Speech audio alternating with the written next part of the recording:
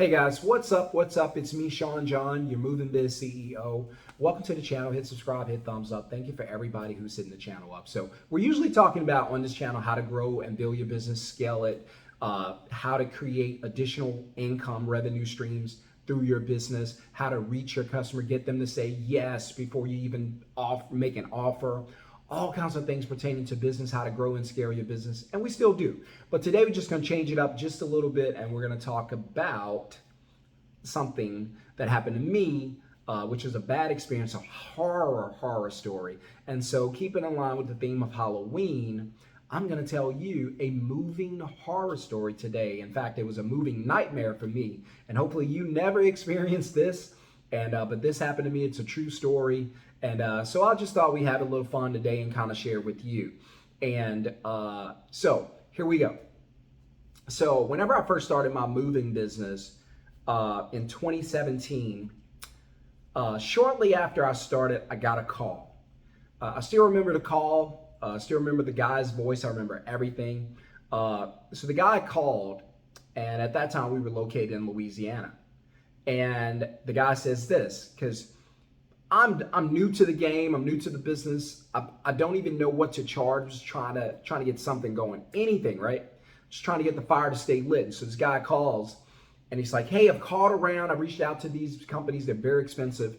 If you're able to move me from where we are now in Baton Rouge to Los Angeles for less than $10,000, and this is what the guy said to me, for less than $10,000, then we have a deal. Now, keep in mind, for me, I'd never been west of Texas. I don't even know what's after Texas, let alone how to get to California. And so I say, okay, I'll take it. All right. So I charged the guy I think it was like $9,700 because I came in a little low, but I didn't even know if that was a good price, which is going off what he told me.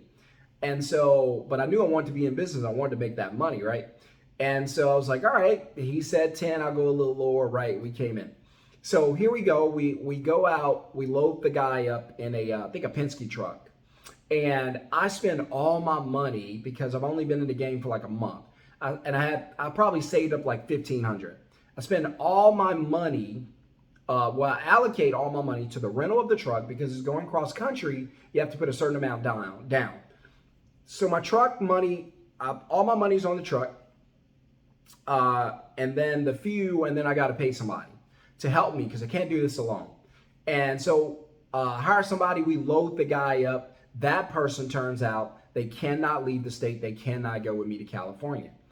All right, so now I have to find somebody to help me drive. They have to have a license, and this person has to pretty much know how to navigate the road because I have no idea. And so I go on Craigslist, I find someone. And this guy, he answers and he responds.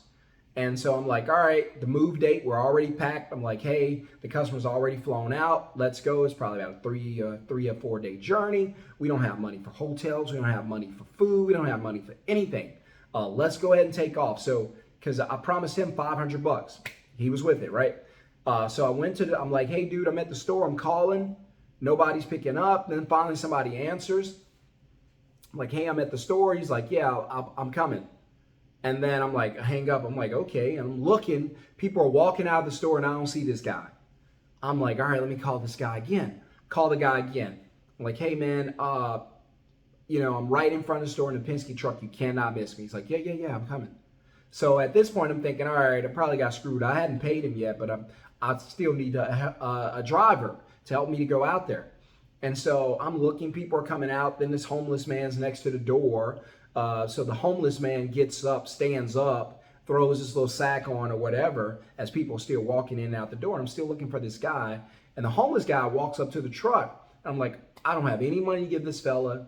I have nothing to give him. Bro, I'm almost waving him out before I even roll down the window like, bro, I can't help you. And he's like, the little gesture, roll the window down, right?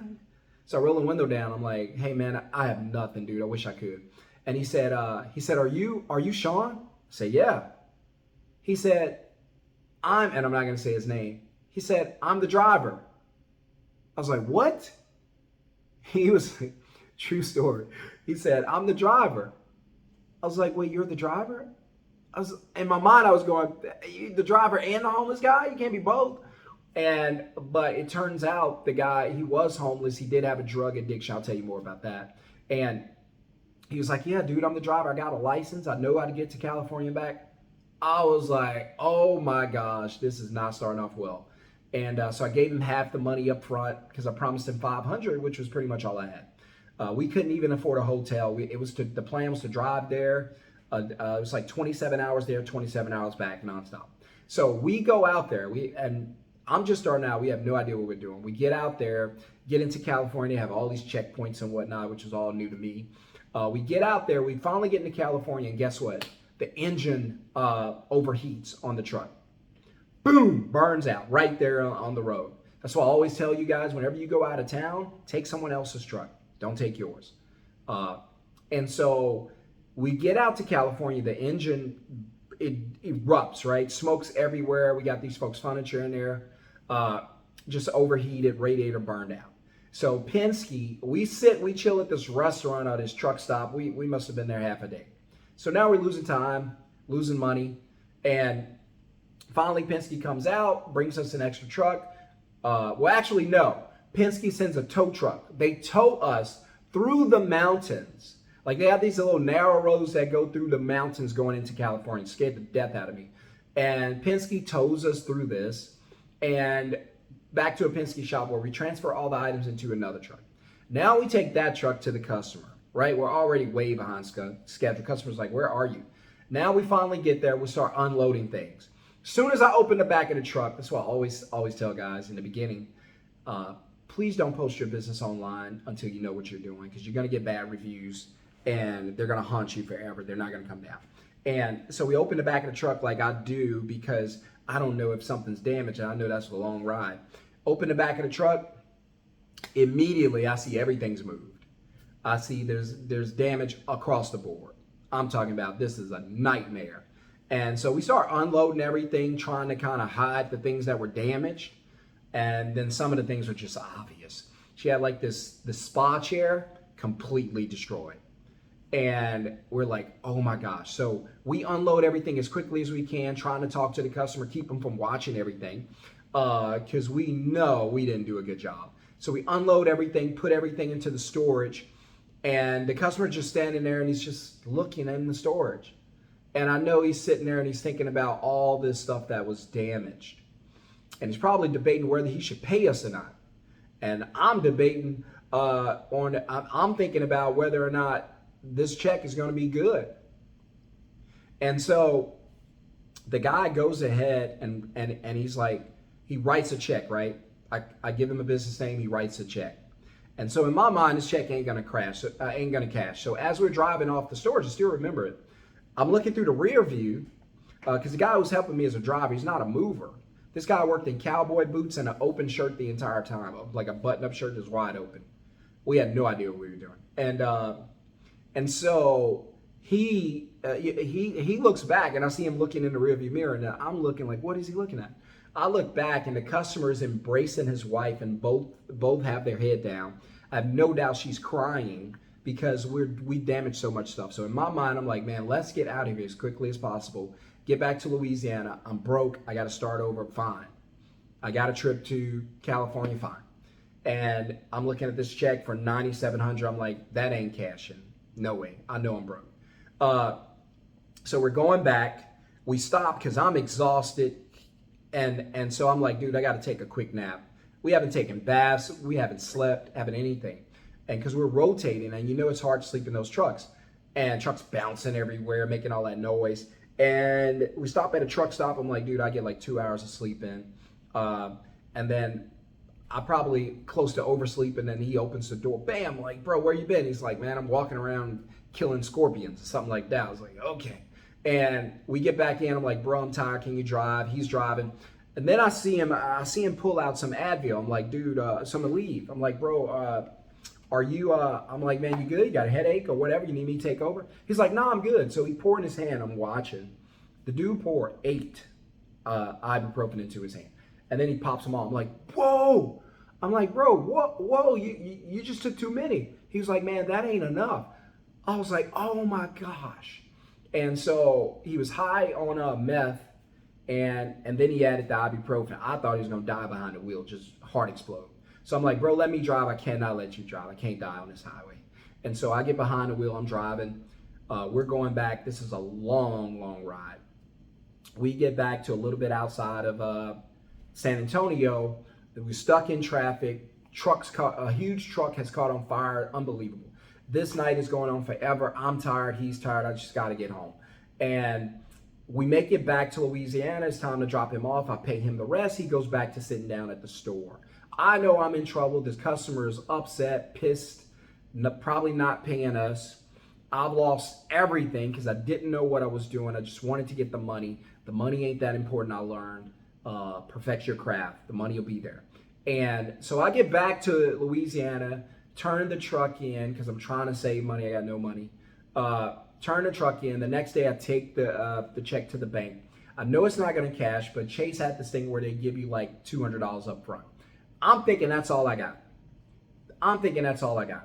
And I'm thinking I won't be back because this check ain't clearing, and I got $200 and I got to start over. And so what I do is I use the $200. I think I ended up being at a hotel because I had nowhere to live. I was just starting the business, so I was living from hotel to hotel. And because I was homeless whenever I first started, so I didn't have anywhere to stay. Now I had a little money to get hotel rooms. And this hotel, I remember I left in the middle of the night, like 3 o'clock in the morning. They actually put me out because I was complaining about bed bugs and prostitution and drugs. Couldn't sleep. You could hear all this noise. I was scared to death. I was being bitten everywhere. I went to complain. I was like, bro, you got something wrong with your bed? Oh, no, we don't have it. We clean it. You're going to have to just leave. And so I left walking in Baton Rouge, which is dangerous enough. I had nowhere to go, so I just walked till the sun came up. And then I was like, all right, let me go back and check the bank. Maybe, just maybe. And I went to the bank, checked the bank. They gave me a temporary card. I put the card in. The money was in the account. Oh my gosh, the money was in the account. I was so thankful that money cleared. I never talked to the customer, never heard from them. But I was so grateful, so thankful that money cleared. And so I had some money to start. And that's how I bought my first truck, an old U-Haul truck, for like $3,500. I talked them down. They wanted like $7,000. I was like, I don't have it. You'll take $35,000. I was like, yeah, we'll take it. And that's how I started. So I did that move, not knowing what I was doing, hired a guy who was high on drugs, broke almost everything the customer could have, brought a check back from California to Louisiana that I had no idea would even cash. And it ended up cashing, moved into a hotel that I got put out of at 3 o'clock in the morning. And this is me trying to get my life together, trying to figure this thing out. And you want to talk about a horrifying terror story. I'm traumatized by that even today when I think about what I went through for that $10,000. And not just me, what they went through. In hindsight, I wish it would have never happened because I could have made $10,000 in the future. But boy, that's something I never ever want to do again. I had no idea what I was doing. And so ended up hiring this guy who was high on drugs, but he knew how to get to California. And so it ended up working out. And so by some miracle, check ended up cashing. So that's my Halloween horror story for you, going off topic a little. I hope you enjoyed it. It's just something to make you laugh and also kind of educate you on know what the heck you're doing before you get into it. The money's not that important. It'll be there. And but I just wanted to share that with you. Hope you guys have a great weekend.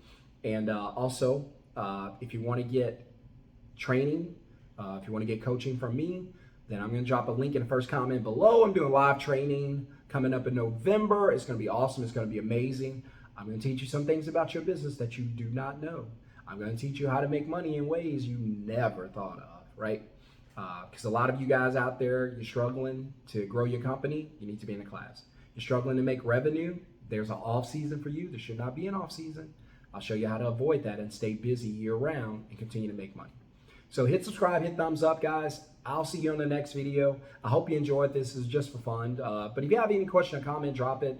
I'm going to put the link in the first comment below to the online live training. And I'll see you guys very, very soon. Peace.